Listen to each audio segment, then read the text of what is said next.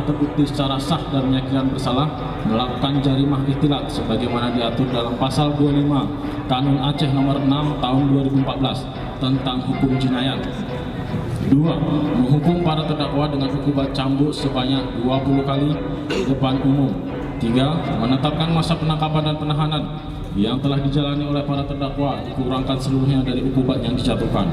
Dalam perkara ini, para terpidana telah menjalani penahanan kurang lebih selama 100 hari sejak dimulainya penyidikan di kepolisian sampai keluarnya vonis dari Mahkamah Syariah Takengon yang telah berkekuatan hukum tetap.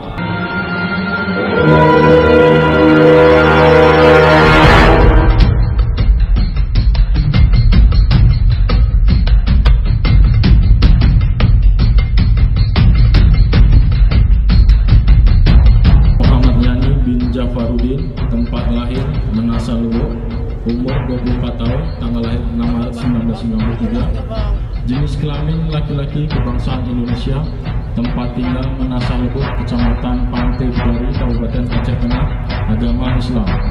Terhadap terpidana akan menerima hukuman cambuk sebanyak 16 kali. Al-Bojo siap.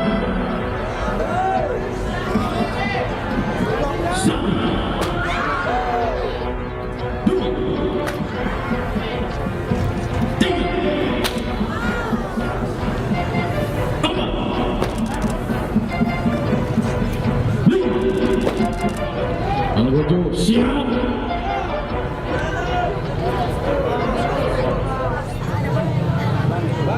Satu.